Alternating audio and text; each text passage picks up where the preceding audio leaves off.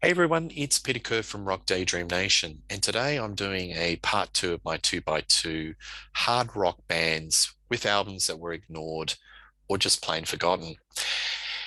The two bands in question are Led Zeppelin and Uriah Heep. So, starting off with Led Zeppelin, I'm going back to 1976 with Presence. This album is probably one of my favorites in the Led Zeppelin discography. Um, It is in the shadow of the preceding year Physical Graffiti and probably a lot of the earlier Led Zeppelin albums, one, two, three, four, as an example. I don't know why, but it's just a killer album. Every single song is just outstanding. It's hard hitting. It's got some of the heaviest riffage and it's quite experimental. They are really pushing the genres.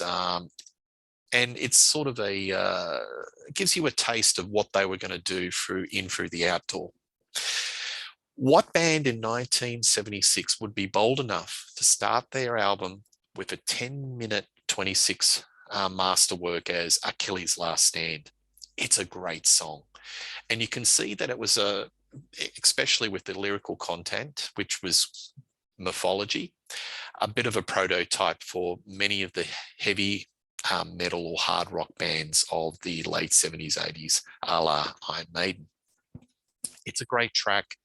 You've got the heavy guitar, you've got the bottom end between John Paul Jones and the drumming of John Bonham just thundering through, and Robert Plant puffing out his chest and just singing like a banshee. It's just a great song. I love Achilles' Last Stand, and it's a very bold opening track for the album.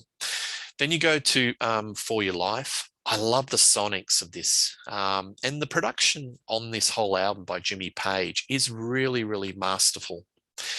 The string bending on For Your Life, put on the headphones and just hear the guitar going from one side, one speaker to the other. It's just a joy to behold.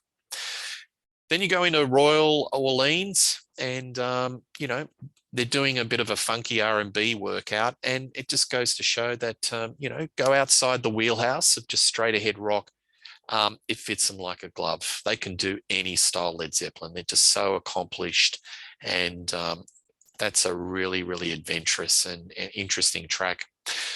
Side two, track number one, my favorite, Nobody's Fault But Mine. That was the song I heard on the radio that got me to investigate this album, and it's a killer.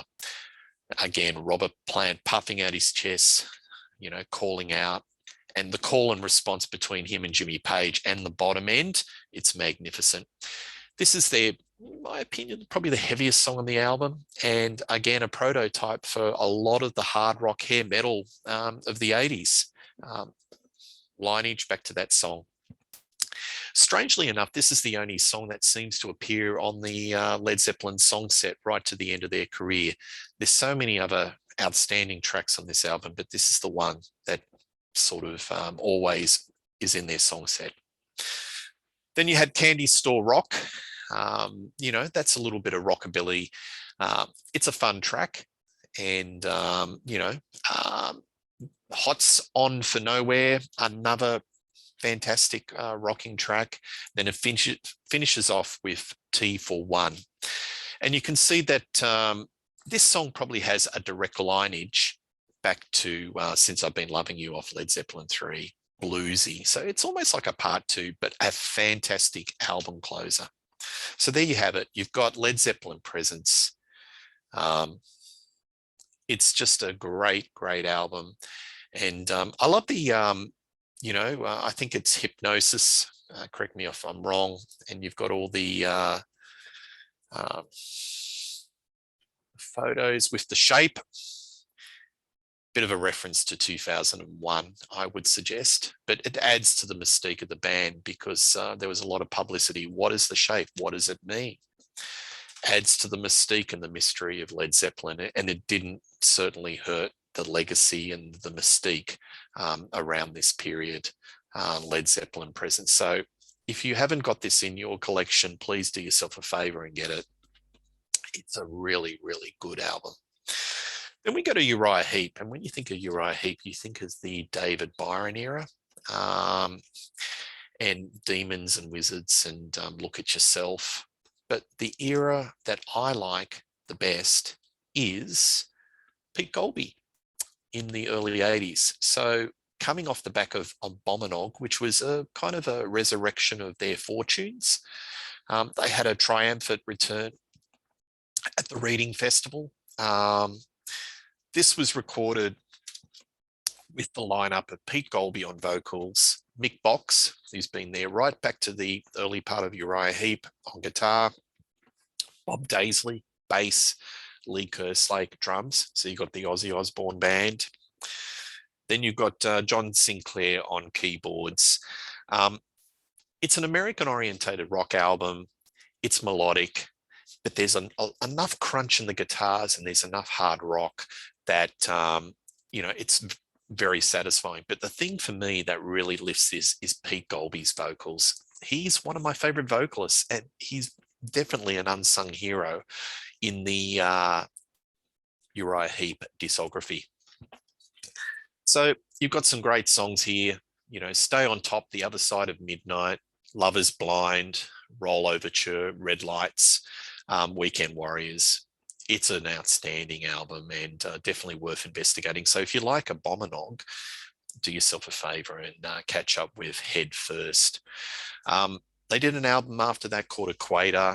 It got washed in too much Def Leppard, Mutt Lange production, drown the songs. I've grown to like it. I hated it when I first listened to it in the day, but over time I have enjoyed it a lot more. But it's not a patch on Head First or Abominog.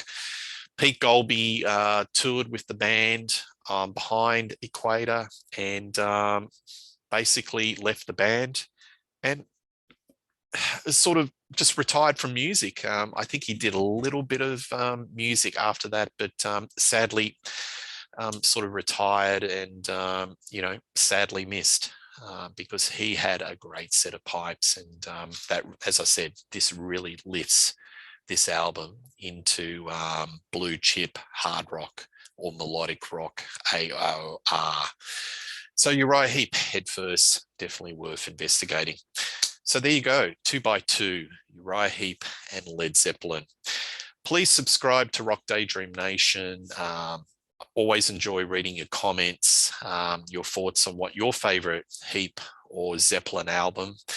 Got plenty on the channel coming up. I'm going to be doing a top 5 AC/DC with Reed Little coming up. Also going to do a part 2 to creating the ultimate hard rock supergroup. So I'm going to have a steamed 8 or 9 panelists, and that's going to be a gas to watch. That'll be dropping in the next couple of weeks or so. So yeah, I will see you soon, and keep watching. Bye.